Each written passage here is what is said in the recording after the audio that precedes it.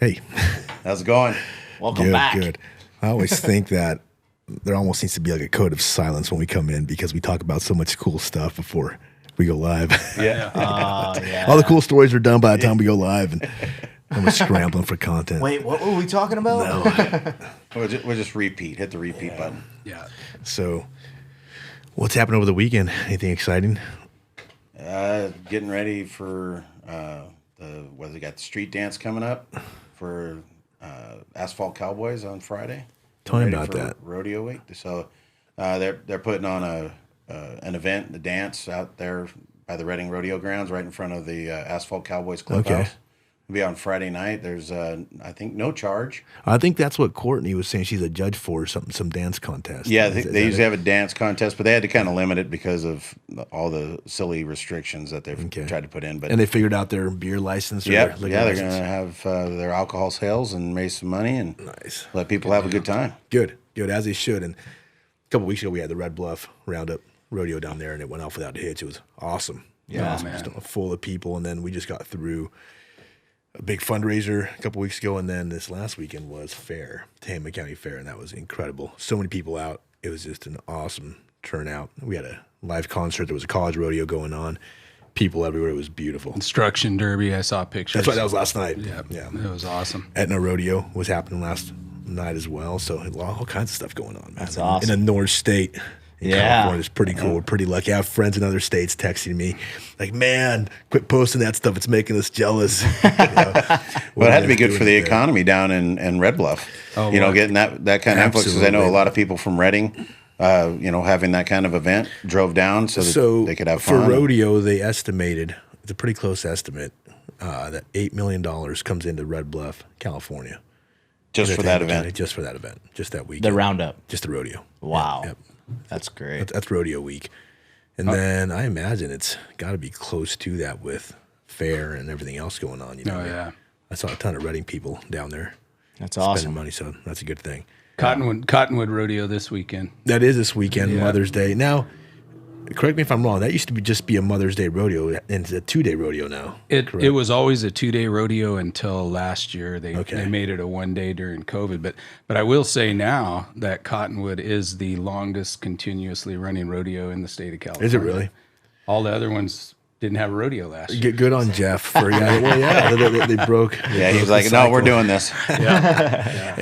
And we said it last time. We got to call Jeff to come in and talk to us about that. Maybe we can do that this week. Yeah. If he's got time to come in and talk about his plans for that, because that's a huge deal. Last year, Cottonwood Rodeo was at the center of, the national stage. I mean, it made the New York Times, I think. Oh, it was all over the world. And I talked to Jeff today, and he said that guy from up in Eugene, Oregon, called and just canceled their rodeo. I guess Oregon's really That was a locking down. 4-day rodeo.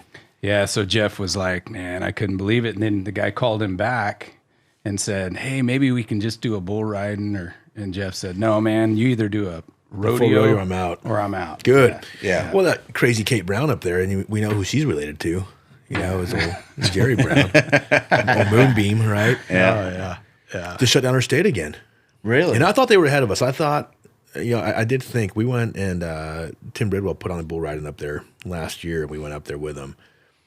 And it seemed like they were a little bit ahead of us as far as being open and letting stuff go on. And all of a sudden, I don't know if it's a whole deal in India that's freaking people out. I don't know if they have a big Indian They've been population. tough on the mask deal the whole time. Yeah. The Holiday Ranch guys, they got Yep. places in Lakeview, and they said, man, everywhere in Lakeview's. You wouldn't think That's in too Eastern bad. Oregon. I it know. would be I always like that, think Oregon's Yeah. split into two. We're splitting in north-south, and Oregon's really east-west. On the western side of the 5, it's pretty crazy and liberal. On the eastern side, it's still Cowboy old country. cowboy country. Yeah, the closer you get to Idaho. Yeah, we went to Prineville, Oregon too. And that's a cool town. So those people up there are like we are. What was the feedback you got from David after the event? Good feedback. People loved what he had to say. I mean, to have a guy like that who's from this town, who has amassed a following like he has in a short amount of time, it's pretty cool. He said this was the first time he'd been back home to speak, so that's kind of a neat deal.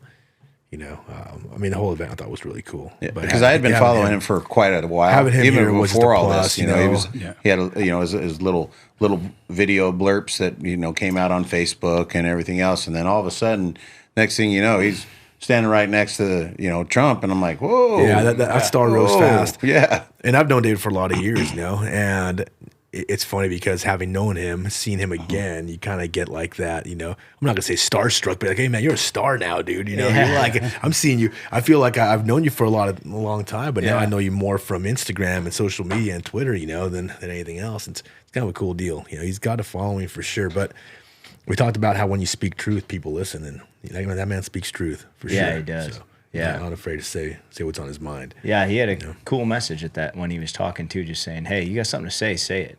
Yeah, absolutely. It's time to start saying it, and that was what probably my biggest takeaway from what he shared, because he wouldn't have been on our stage or.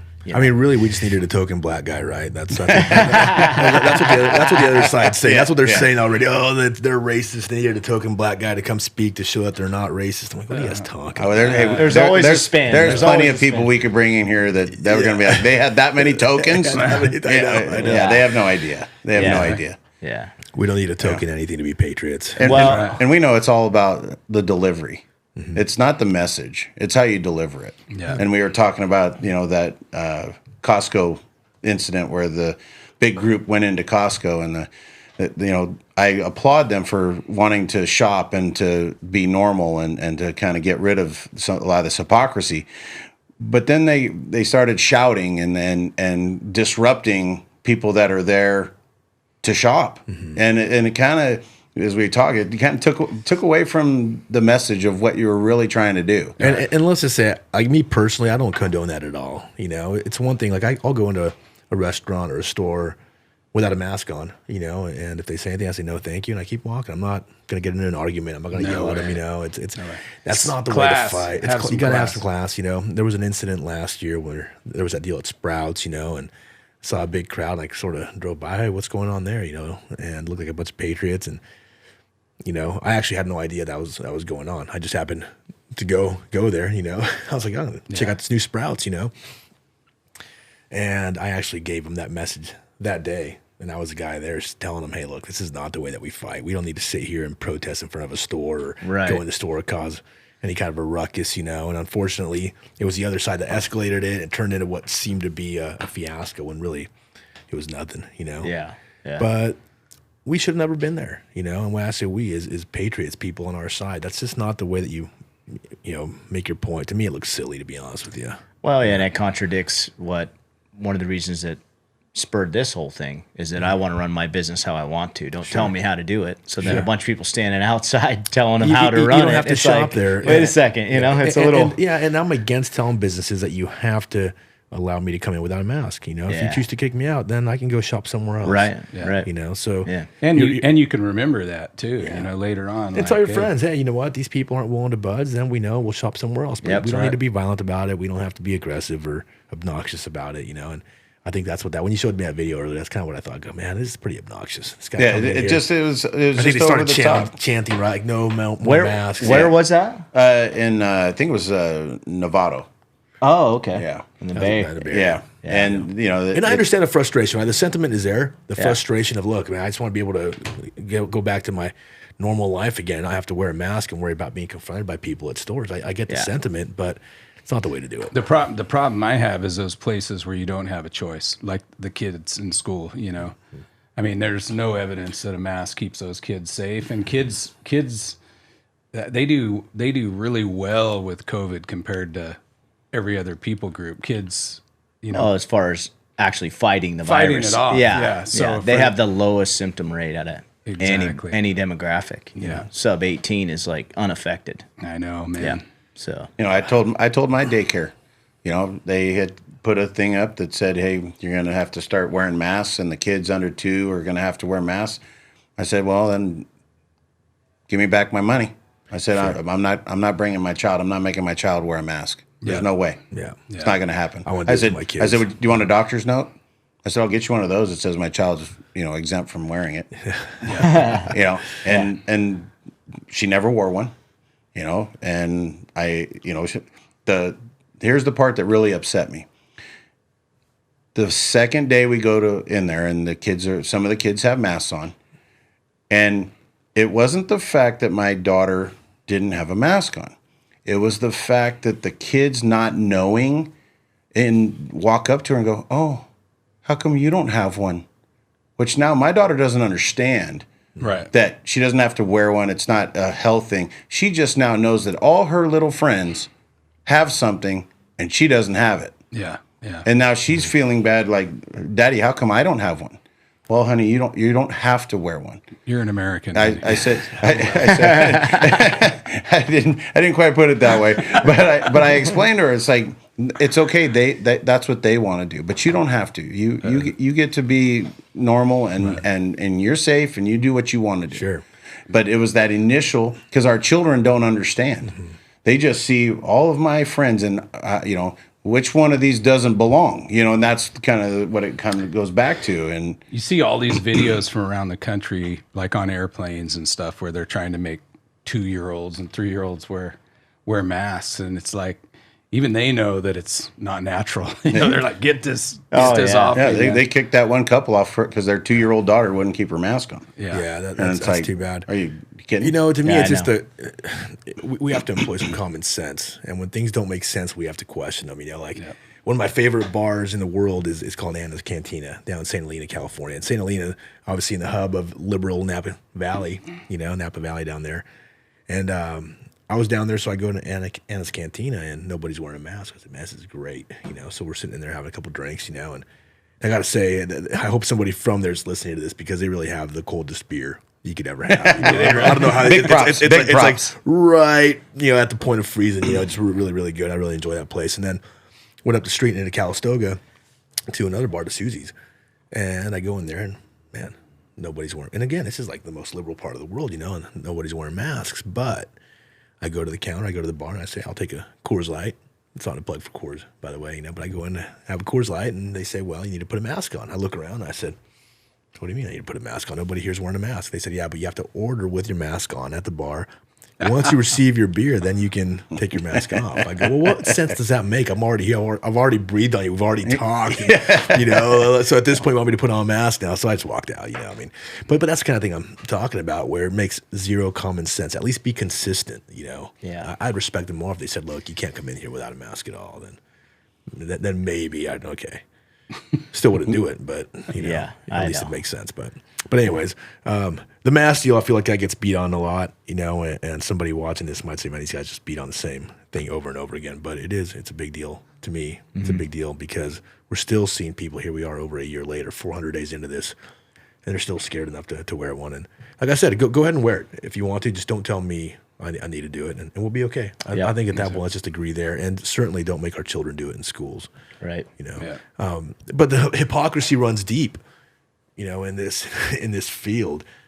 It just never ends. It's like, well, hey, even if you're vaccinated now, we still want you to wear a mask. Yep. And that's what gets me. Well, I'm moving the goalposts on you. Yeah. Every time you think you're going to get an easy kick, I'll move it over here. I'm going to move it back here. Yeah. You can never have a goal that's stationary. Right. They're constantly moving it, constantly adjusting it, because the science ends up just beating up their theories. And so what was it? If you're vaccinated now, if you're vaccinated, you can go outside and take your mask off if you're by yourself. Right. What are you talking about? I just noticed that the Smart Water is the Tranquility, and this is not a plug for Smart Water. They probably don't even like what we're doing, but I like their water. Tranquility. So I guess it has something in it to calm me down. So you're gonna have some of that, and then Woody's got the rock star over there. Yeah, you're so healthy over there, I need Carlos. a little bit of this tranquility. In my life, A little woosah. Give me some woosah time. a little more zen. Talk about hypocrisy. Can we pop up that article on the charges being dropped on these rioters, on looters? I want to talk about this a little bit. I think it was the other one. There we go. Yeah, so I don't know if you saw this right here. 97 people charged already. They've dismissed or deferred 58 of these cases. Now, we're talking about the looters in Portland, Oregon. If you read the article, it talks about these are people that have actually admitted of what they did. They're bragging about choking law enforcement officers. One says that he hit one, that they hit him with a shield, blah, blah, blah. So these aren't innocent people, but somehow our judicial system has gotten hijacked now by the left to where if they make a righteous call and say, hey, look, these are guilty people, we're going to prosecute them, there would be more riots in the street. And so they're hamstringed now by this. This is a problem. Well, look at what they've done against all the people at D.C. That just because they moved the gates aside and you walked in and didn't assault anybody, didn't destroy any property, didn't do anything like that, and they're trying to persecute you to the full extent. Oh yeah. I mean that's the ultimate hypocrisy. And we're going to talk about truth on this show. You know? If they'd hurt one black person, they'd be prosecuted. Absolutely. But if you hurt a white cop, Well, we still don't know who shot the lady. I know Ashley. What was her? Babbitt. Yeah. Yeah. They still haven't told us. Yeah. You know, but yet, and I don't think they ever you know, will. hey, I'll tell you what though, figure that out. You save somebody from getting stabbed, you're going to be painted on social media if you kill somebody and they think it's wrong. Oh yeah. You know, Yeah. so it still shows that where I think some of the news is really trying to do better. I think they're trying to get the moral compass back in the right direction, but it still shows you how it can be manipulated that quick. And when we have politicians calling for this kind of violence and encouraging it, that's a problem. It's a message we're sending to these communities saying that, you know, it's okay to be violent, you know, if you're on our side. But, you know, and we've all experienced this, right? Where we're being labeled as violent, aggressive, insurrectionist terrorists, you know, simply because we stand up for ourselves. We're not going around beating people up or, you know, looting or burning down buildings, you know, but they do it in the name of social justice. And that's the problem. It's a hypocrisy to the highest order. You look at what Maxine Waters did, how she injected herself in that Chauvin case, you know. And the president did too. Well, yeah, and the president and Maxine Waters was calling for violence before that or aggression, you know, getting people's face and just so everybody out there who listens to this podcast, you know, being a former law enforcement officer, when I saw what happened to George Floyd, the first thing I did is I called my best friend in New York, who's a retired NYPD, and I said, "You ever put your knee on the back of somebody's head for 9 minutes?" yeah. So, I mean, I'll be the first one to call this is horrible. I called it from the set. Yeah, you know what I mean? So I've never sat back and go, oh, well, that's just their policy. No. Right. You know? It looked like shit from the beginning, and I called it out. And you know what? Here's the deal. A friend of mine told me this, you know, early on. He said, in the beginning, they had us. Okay, the black community actually had us on their side. We were with them for a moment. At least I was. For a moment I was. I said, man, that looks like shit. That's wrong, you know? I mean, maybe that cop shouldn't have been on his head for 9 minutes, okay? But as you start to get some facts, as you start to, you know, there's always more to the picture, right? And there's that knee-jerk reaction, which I'm guilty of at times. You go, oh, man, yeah, that looks horrible, you know? Yeah. Well, the second camera showed he was never on his neck. He was on his shoulder blade. Well, but he was just arrogant. That guy probably should have never been a cop, you know? And sure. And listen, I am not at all anti-cop. In fact, we said this last time. We support law enforcement a lot, and we have to call a spade when a spade's a spade. But from the beginning, I didn't like it. I didn't like the way it looked. You know, I thought they had a couple officers there not doing anything. Maybe it could have gone different. Okay, but why is it that it always comes out in the end that the guy is just a piece of trash? You know, not that it makes it either right or wrong. You know, but it always comes out in the end. It's never like they kill a good guy. It's not like it's somebody. George Floyd was no civil rights hero. No, but they want to sanctify the guy, make the guy a saint. You watch Nancy Pelosi's speech; she's like, you know, thanking the guy, praising them, you know, for sacrificing his life for social justice. And I'm like, sacrificing his life. It almost looked like a prayer. She was like, thank you. Yeah. Well, what about when you put a gun to a pregnant woman's stomach? You know, I mean, did we forget who this guy is? He's not a saint. He wasn't a community leader. He hadn't turned his life around. He's a piece of shit. You know. Now, am I advocating that cops just go and kill every piece of trash that's out there? No, absolutely not. Listen, you know, I mean, that went to court and they dealt with it. Do I agree with the outcome? No. You know, I think it was politicized. Oh, sure. You know, he couldn't have got a fair trial for sure. No, I don't think he could have got a fair trial either, no matter where it went after all the news and everything on it. Did I think he was guilty of negligence? 100%. Mm-hmm. Not murder, though. No. Murder charge. I wouldn't, you know, on murder itself. You know, in the same story, the officer in Hawaii that thought she had her taser in her hand and pulled her gun instead because of her muscle memory from training time and time again. Sure. Because you heard her even say, it even says taser, and you know, is she culpable for her actions?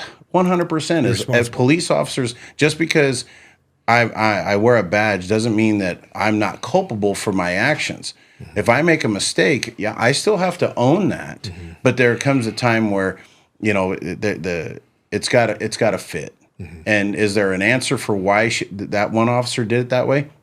Yeah, because the amount of training she had with a taser in comparison to her firearm, it was not even close. And when you go into muscle memory and instinct of what you've learned and trained again, you will unconsciously go to what you've trained the most. And they showed that. And so for her, you know, I felt bad, you know, but it was still somebody died because she made a mistake. But nobody puts the responsibility where it truly belongs on the why wasn't he compliant? See, it was like when that cop, that Chauvin, when they read him his when they read him his what's it called when you're the guilty Miranda rights. No. The when they sentenced him, he stood up. No, it wasn't the sentencing; it was a verdict. Yeah. Verdict. Oh, I thought you were going back to the incident. No, but he just stood up and put his hands behind his back, and they came, cuffed him, walked him out of the court. You know, and I saw somebody say later, "What would have happened if George Floyd would have done that?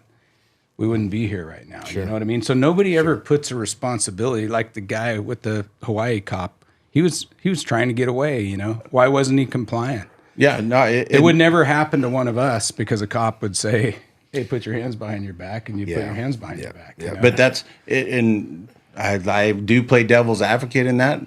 I know that's what I'm going to deal with when I go to work. Mm-hmm. I knew every day that I was going to deal with the people that didn't want to comply, didn't want to do it, and were they few and far between? Yeah, the majority of people in this country are good people. Hey. Right. They make a mistake. Just because I arrested somebody for DUI, you know, they'd start to feel bad. I'm like, hey, you're not a bad guy. You just made a mistake. Yeah. You know, this doesn't have to do with your character as a person. Right. I'm just dealing with this one aspect, this one incident right now that, yep, you made a mistake. Sure. And that's where it goes. And so, you know, I think that on a topic probably for another podcast is where do we go from here in that? Yeah. You know, knowing everything that we know now, even though we don't like how it was brought about and how it all came to the surface, how do we make it better? Yeah, and believe it or not, I think people like us want to find ways to fill the gap, you know, to bridge that gap between us and the other side, you know. And it shouldn't be us versus them. I think we're all in this together, but we've been so politicized and separated by politics, you know, that we have a really hard time understanding other people's point of view. And now, listen, I've never been a black man in the inner city, you know, so my perspective doesn't come from a black man in the inner city, you know. But I'd be willing to sit a man here or a woman here to talk to us about what that's like, you know.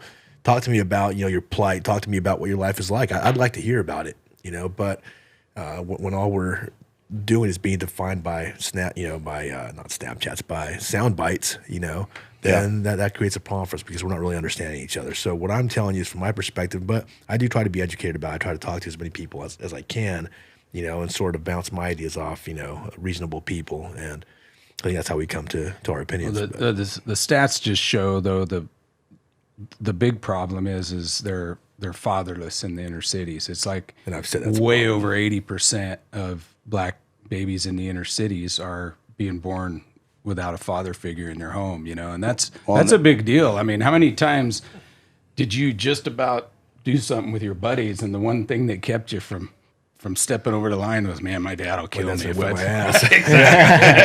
Yeah, no, 100%. And that all started way back in the 60s and 70s when they started with Planned Parenthood, and where'd they put all that?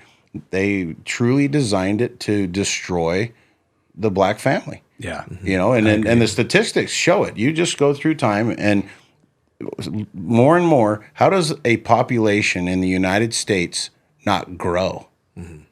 The percentage of the population is almost exactly the same as it's been for 40 years. Mm-hmm. There's no increase. Yeah. But there's been increases or decreases due to immigration and everything else. But how does that happen? That happens because you've destroyed the family. You've created government programs that people can't get away from because, you got a job? Oh, well, now we're going to take away your daycare. We're going to take this away from you. So you're in this hamster wheel that you can't get out. I can't afford to put my kids in daycare and go to work, right? So So if I stay home, I'm going to get this check because they give me just enough to survive. Right. And stay in this government housing that's subsidized, so it just keeps There's a cultural problem there too, where I think John said it this morning when we were having coffee, where it's this, and I hate the sound. I know how this sounds. I sound like an old man when I say this, but it's this rap culture, it's this culture of, that they're degrading women and they're, like you said, it's a fatherless society, the idea of a father in a home is not something that is, normal to them. And that's a problem, not only in the black community, I say that's becoming a problem, across all communities in our country, where even, when there's a male in the home, he's not a father, the idea of a man being a man and teaching his children, how to grow up like good men, good women is a thing of the past at this point. It's a lost art. Well, it gets labeled as toxic masculinity. This is a subject that Lani has a lot to say, has a lot to say about because, we've talked about this a lot, and Lani is in the business of, and he's done a fantastic job in his own business of bringing in, kids and youth who need role models, So I think that's something that, would be, I'd like to hear more about. Well, yeah, it's a huge issue. I think too, in general, right? The masculine, which label it toxic is just a foolish label if you want to label it that way. But it is the accountability piece in the home. It's the disciplinary, moms bring that environment of love naturally. Dads tend to be the hammer, we're just harder and that's okay. When did that become a bad thing? Sure. So now could you cite something like, the riots as a loss of that in the homes? I don't know. We'd have to get statistics on the rioters to absolutely 100% prove it. But like you said, and a lot of men now that grew up with father figures could say, well, my dad held me in line. That was a big difference. No one can pretty much deny that if they grew up in that kind of house. But as we drift further and further from that, it's eroding how men then transition into the world. Hence the father figure of law enforcement. You're going astray. Law enforcement's going to show up and kind of put the bumpers back in the lanes and get you back in your lane, walking straight ahead. That's the whole purpose of it. And when it gets unjust you're going to hold this person accountable, the cop, to the nth degree, and then like you're saying, Woody, not the criminal. You got to hold everybody accountable. That's where I lose. I just don't want to even listen to it unless you're going to be even across the board because everyone has ownership to do. That's why I love Jocko Willink stuff. Extreme ownership. You got to own your life. Own your own shit. If you can't own it, that's right. Own it. Yeah. So we got to do that across the board. Yeah. I hate that guy. He makes me feel bad because I look at his Instagram. And he's up at 4 a.m. I know. And yelling and like, I'm so amped up. Guys drinking 10 rock stars. Doing burpees at 4:30 in the morning where I'm just getting to bed. I know. What are you doing, man? No, listen, the guy's amazing. What an amazing American that guy is. I would love to. He'd be one that I'd love to get in on this because his company, does leadership seminars and all that. But one of my good friends from the Marine Corps is one of his black belts, in jiu-jitsu. And I'd love to go down there and train with him. And, that'd be awesome. Or have him come up here. I think that'd be a great thing. That'd be cool, and he'd be all for it. He's pretty balanced in that way. Sure, and I think very objective. He's pretty approachable and accessible. I try to think of myself as, and I've been complimented by friends that, as a father, I've done a good job with my kids. But there's one thing that I could never do, and that's be a mom. Yeah, right. That nurturing side that comes from women is.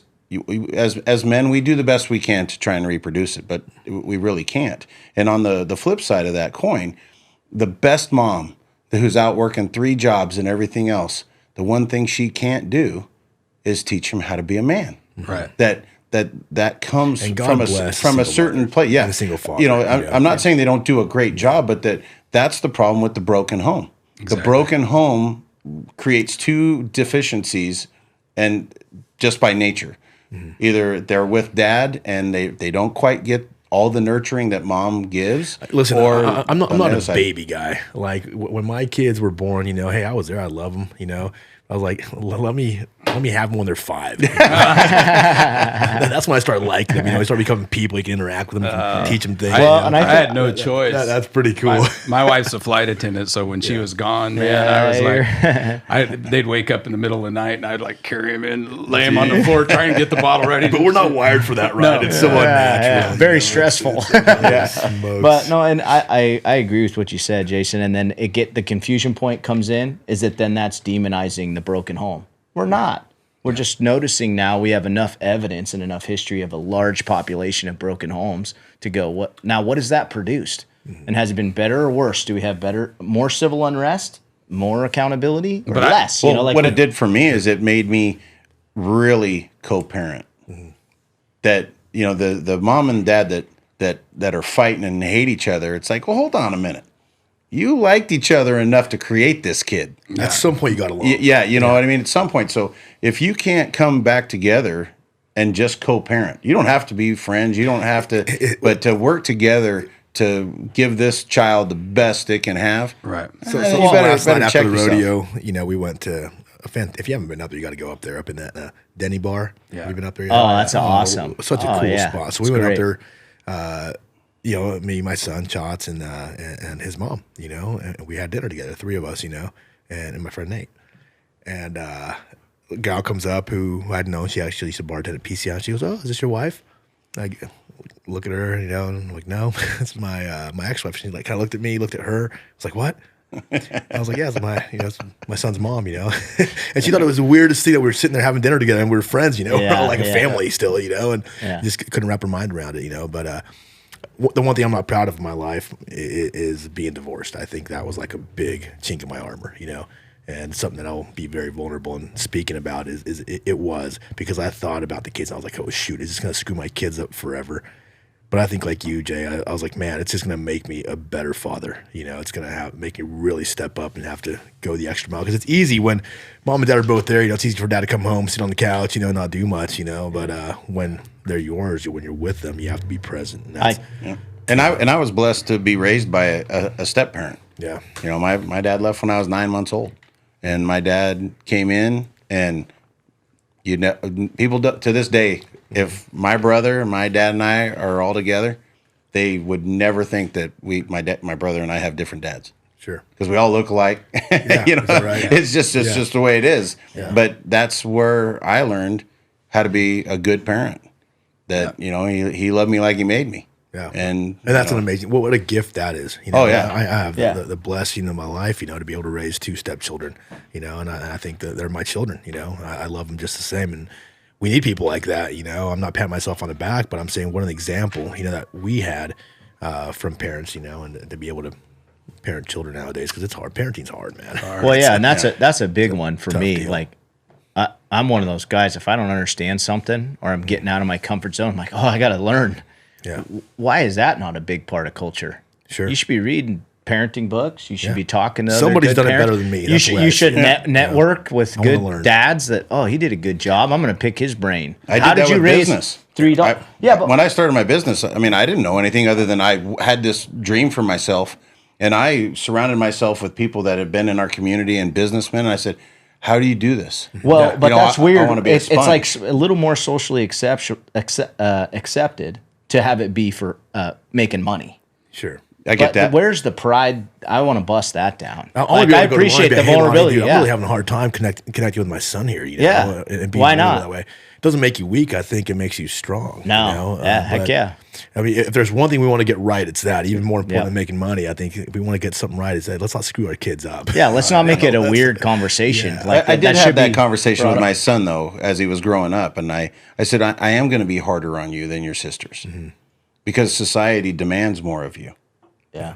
That just in general. Sure. As a man, you have certain unwritten rules that you need to live by, and if you don't live by those rules, you will be judged by your character accordingly. And so I think it is a little different. That boys are raised to, hey, I'm going to get a good job. I want to find somebody to be with. I want to raise my family, and I want to provide, and that's kind of the things that are instilled. And the thing that I've noticed, and this might not be popular, but I notice a lot of overly independent women don't have that mindset. Their mindset is, I don't need a man. Yeah. And it's not that we're trying to make you need a man. That's not what I'm about. I don't want you. You don't have to need me. You can want me, but you don't have to need me. There's not this requirement that, Sure. I'm better than you are.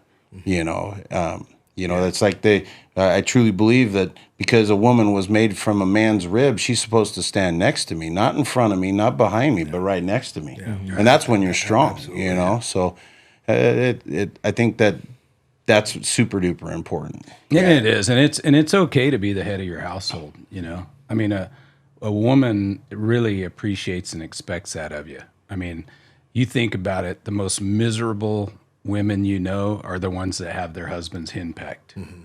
I mean, it's like a spoiled kid, They get everything they want. Why are they rolling on the ground crying right now? Yeah. Because they really crave discipline and structure. Yeah, they do. Kids feel safe in that. They do. Yep. They do. I saw a thing on kids where they took the fences down from around the playground. This nursery school, the kids all just stayed huddled right around the buildings, and we're just kind of looking around like, wow, man, that goes on forever. Sure. When they put the fences up, the kids went out, spread out, space. Got out there against and pushed the limits. They're going to push the limits, and when you don't have that structure for them, it's just really unhealthy, man. What does that say about my kid though? That would have just taken off running. What I mean? It's like, hey, I got to go get her now. There's always one of those. Yeah.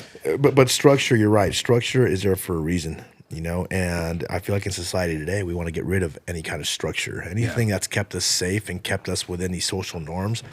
Historically, they're trying to erode and get rid of altogether. And I don't want to play a victim and say, oh, woe is me. They're trying to change everything. I want to say that, look, man, let's not get rid of these great pillars of our culture, which it's intentional what they're doing. No, it is intentional. I believe it's intentional. It's openly on some of the even way far left's websites. Yeah. They're attacking the nuclear family. Well, even make no mistake. I mean, sure. Yeah, absolutely. Heads of BLM. That one gal's a full blown Marxist, and that's part of her. That's part of her deal. And there's another point of hypocrisy, right? We all obviously believe in the nuclear family, but we can't say, well, I'm out here to destroy how you're living. Yeah. We would be can you imagine? And there's the hypocrisy again. There can't be that disagreement, but you can attack our side because we're the majority So I'm living with white privilege, so you can attack my lifestyle. Here's the thing: bizarre. We kind of touched on this earlier, right? Where whatever I've done, somebody's done better. I don't want to learn that way. Yeah, I have to be humble enough to learn the better way for whatever it is, So this is what we need to do, right? It needs to be a little bit more objective in that if there's a better way, let's look at that and let's agree on what's better, and then decide what gets us there. And we've lost that. We've lost that ability to critically think about things. Oh, totally. So if we say, hey, what's the ideal, right? Let's start with the ideal. And we don't always get the ideal. We don't always get to choose what's the ideal, but we have to at least identify and say, hey, what's best for children is to have two parents in the home, two loving parents, and a lot of love and support, and somebody that listens and somebody that cares for them and takes care of them. I mean, we can agree on these basic tenets. We used to be able to. I think. Yeah. So where did we get so sideways? Well, I think we started taking the exception as the rule. So you have one set of parents that end up, let's say there's domestic violence going on. They can't get along. Well, that means that's not the best formula. No, it doesn't. That means they had an issue. Yeah. Right. So don't make the exception the rule. Sure. And I think that's a lot of what gets twisted up. Happens now, Same thing with what we're talking about here or with Floyd. They make all cops. Well, that was an exception. Like you could talk to any law enforcement officer, and they are pretty well shocked that they just let that go, and no one stepped in, and that was his MO. Well, that's not normal. That's the exception. Let's not consider that the rule. FTO for those other cops, wasn't he, in that scene? Yeah, I'm not sure about the specifics of his career. I just, being a methods of arrest instructor for the state, being an officer safety instructor, advanced officer safety guy, there's just no reason. I mean, I sat there and there's just no reason. And guys that are of the same opinion, what is the point of pinning him there? You're right, Right, next to the right. car. You had control of him. Yeah. Pick him up. You got 3 guys, put him in the car. And, if it takes 5 guys, okay, fine. Take 5 guys, put him in the car. Make the arrest and make sure that he's restrained and detained. Yeah, absolutely. For transport to jail. Which that is the rule. That is the way law enforcement's trained. But now we have this giant movement leading to riots that are trying to say law enforcement is all like that guy. Yeah. It's just a terrible idea. And we got to stop doing that. And we approach. do it with the family thing too, I think is the point that I'm trying to make, is we take these weird exceptions and then use that as our mountain that we're going to die on. It's a reason why we got to vilify it. And it's ridiculous. Yeah, and think about this. We don't learn from our accomplishments. We learn from our mistakes. Sure. Yeah. Right. And through history, I mean, and if you look at everything that we've done, okay, hey, we trying to go faster in this airplane and it blew up and killed 4 people as we're trying to make it faster. Well, you learned how to make it better from your failures. Sure. Right. Not, okay, well, now we can go this fast. And because we know how to go this fast, now we can go. No, it's a constant learning process. And if you're afraid of failure, you better not try anything, because failure is where you're going to learn. Right. I learned how to be a better dad because of the times I failed as a parent. Sure. That didn't work I out think too that's well. why grandparents are so good, right? Grandparents will tell you everything they did wrong, Yeah. And the right way to do things. And thank God for grandparents, But no, and listen, I think that, like we said earlier, that this is by design. So by design, then we have to counter this, and we have to put a stake in the ground and say, we're not going to put up with this anymore. And that's what we're doing. So we're not bullies. We're not insurrectionists. We're not putting anybody down. I mean, listen, I really want to dispel that. And I'm going to say it over and over again, like a broken record, that I want to dispel the fact that we want violence, In interviews where I've been quoted saying, there's going to be blood in the streets, that's a warning against what's going to happen. If they continue to go down this road. This isn't saying, hey, I want this, or or I'm going to be the guy to cause this. I'm saying that there's people out there that are willing to do violence, And I'm not saying I'm not willing to do violence if our rights are taken. If they want to take our entire world, our America, and turn it on its head, what's going to be the way that we save it? It's going to have to fight for it at that point. I don't want to get there. I'm hoping that this kind of dialogue, these discussions, help somebody to say, there's probably some common ground here. We can probably wrap our heads around some common things. Well, there is. That's the Constitution. It is. That's the bottom line. And I'm here to speak. I'm like what you talked about, David Harris saying, it's time to speak truth. And that's really what it is. I mean, like, we need to be able to, this is a great place to speak unabashed truth. Sure. Just like masculinity is a good thing, right? Yep. So is Absolutely. femininity. Beautiful. Yeah, exactly. I'm very balance. thankful that my wife doesn't look like you guys. You know what I mean? Gosh. What are you trying to say, man? I don't like that moving to the middle, man. I see the ones living in the middle. I'm sorry, I have zero traction. I said this a while ago. I said this a while ago. I said, hey, in 20 years, we won't be able to tell a difference between a man and a woman because we're going to look alike. And it's unfortunately it's starting to happen. Have you seen some of the studies like that? Average 20-year-old from 1970 to now has lost like 30%. Their testosterone levels are low. 30, Sperm counts are down. Yeah. Well, it's actually, I love It's that. actually happening. That's actually happening. A man's handshake pressure. Let's look at that the woman's science. increased. I hate it when science gets thrown in my face and then we're not looking at something like that, and then we're saying, It's only science. It's only science if it agrees with them, right? oh That's gosh, what it yeah, that's bad. Well, But they I would say read it's that. a good thing because masculinity is toxic, right? Yeah. So they would say that, man, lower testosterone levels. Well, and I saw it. So this is kind of a funny story, but we went on a call and it was a stabbing because I worked downtown Chico, college town, stabbing. And at the parties, usually they're already busting up, no cops are there, but you kind of, as we're pulling up, is it safe? It's safe. We're walking in, and on our approach, like I'm walking by and a guy comes out of the house and he's bawling, crying. And there's like a huddle of gals, college age gals standing on the front porch. There's like 5 or 6 and they're kind of looking just wide eyed. I run into another guy. He hits me on the door, go head it out. He's crying. And I'm going, what the heck? Why are these guys crying? Like, am I going to walk into a dead body? Yeah. And I walk up and there's 2 guys sitting on the couch and they're basically just kind of like, hands in their faces in their hands and everything. I say, oh, did somebody get stabbed? And this guy jumps up. Yeah, my buddy did. And he's welled up too. And I'm going, what the hell is going on? It was bizarre to me. Mm-hmm. And all it was he got socked in the face and it split his skin. And I said, you didn't get stabbed. Yeah, he did. Look at that hole. And I'm looking around and the gals are standing there like, what's going on? And I'm not joking, 3 to 4 guys bawling. Oh, man. And I don't know if that's good. I don't think that's a good thing personally. I'm a little concerned when that's a weird scene. That's a weird scene. And I look over at my partner and we just basically looked at the guy, you're going to be okay, and walked out. We had no, I mean, you It's could amazing dial how many 911. guys will say that, right? I got stabbed. Yeah, I'll talk about that in a second. I mean, not dialed 911 because there's a split on the cheek and you had 3, 4 college-age kids crying, bawling. I'm not exaggerating. And my part to where my whole crew was like, got back in the ladder truck and we're going, what was that about? What just happened? Yeah. I don't want those guys on my ladder truck. No, geez.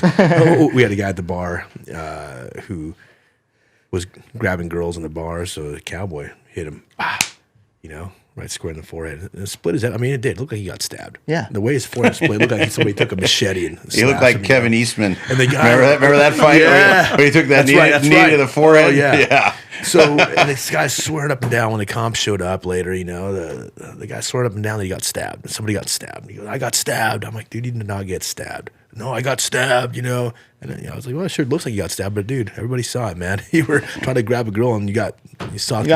Yeah. It happens, but it's amazing how often that happens, Oh, yeah. They think if it's bleeding, it was automatically a sharp Somebody implement. had a knife. Yeah. Well, because they don't want to admit they got their asses kicked. Like the guy had a knife. Yeah. But No, it was your inappropriate behavior. And right after that call, I told all the guys in the ladder truck, it's funny. I just read a study about the decline in 20-year-old males in testosterone. And I don't think that's something that should ever be celebrated. That should be something we'd be directly, because then that down the line, that's a matter of national security. National security. It really is. And health. The health implications when low testosterone, that's a massive issue once you get in your 50s, 60s, Yeah. Imagine these guys going to war with low testosterone. So I will say something about this, that I have a friend who's a Navy SEAL, and Navy SEALs have shown to have low testosterone counts, And you would think these SEALs are like, dude, they're like the macho men, the supermen of our country, And they actually have been giving them testosterone, to bring their testosterone levels up because they're so low. And they're like, well, what's this coming from? Because fighting gives you more testosterone, right? Training, all these things, give you more testosterone. What it is that they sit in front of screens all day in dark rooms. Oh, yeah. Where they're studying or they're going over battle plans or they're in, COCs, Combat Operations Centers, all the time. And being in front of these screens is dropping their testosterone, to dangerous levels, dangerously low levels. It's like video games. Yeah, exactly. That's what they're doing. And that's a lot of it. You ever see a fit video gamer? No, not very often. No. Not a lot of muscle mass going on. Yeah. Well, that's a blue light issue. And in the health, alternative. And I don't know a lot about that. I mean, right. Well, screens give off blue light. There's the down and dirty. There's hours where you can be in sunlight where it's red light, and it basically is cleaning that out. It's got to get inches deep in your skin. Good. It helps your thyroid. It helps your lymphs. There's a ton of health stuff coming out now, research that's pointing to that. Well, they stopped selling the best toy in history, about 20 years ago. That outside. I'd kick my kids out. You're done. It was like, I remember when my kids were little, I'm like, no, you need to play outside. And I'd just close the slider and play in the backyard. Amuse yourself. Find some imagination. Dude. But it is vitamin D. There's actually a big lecture now that's part of the COVID epidemic is vitamin D lack. Yeah. It's a deficiency at a massive level. And they're not exposing that, what it does for immune system and everything else. So it's funny you bring it up. Even some of the best warriors, if they're not getting that sun exposure, your health declines massively. It's showing so all many over the place. Simulators and stuff now are all indoors. So there's not a lot of reason for you to be outdoors. So. Yep. Yeah. So there's actual artificial ways they made now us to so get that scared red of light. Skin cancer, right? They don't to be outside anymore. Right. That's a whole other subject. Oh yeah. Guys, good stuff. I think we're probably just about out of time. We have 5 minutes. 50 seconds. I don't know what you're telling me. 5 seconds. Make it quick. We're rookies. We're rookies. I think we can probably wrap this one up. Yeah. Good stuff. Yep. I appreciate being here with now, you guys today. Real quick, I think that I see this awesome hat and the one on your head here, Lani. If you guys want to kind of show that, if you're watching this podcast and you want to be a part of what we're doing, support the Red, White, and Blueprint, go ahead and go to our website, theredwhiteandblueprint.com, and order yourself some cool swag. Make sure you mention where the podcast is at. I get a lot of people that, since we've been doing this, that are asking, where do I get to see this at? So make sure we So we're going to put it on YouTube. For sure, YouTube, and it's going to be on our website as well. Our website is cool because it's a protected server, right? Where YouTube might take us down. We might talk about some things they don't like. Somebody might flag it, but Well, we did mention masculinity today. So Wow. Yeah. But, and listen, I'm already seeing the articles written now about we're these violent. toxic Now we're males, violent. these racist, toxic males talking Yeah. about this. So They're so insensitive. I've invited some people to come on our podcast that I think are going to be pretty interesting from the other side as well. We'll see if they respond. Yeah, I think I'd love that'd it. be I'd cool, love so. it. Let's get in it. Let's- Well, we're not here to attack them. We just want to hear a perspective. Yeah, I might learn something. I'm always open You know? to that. Yeah. You know? Yeah. All right, guys. Thank you. all right. Thanks.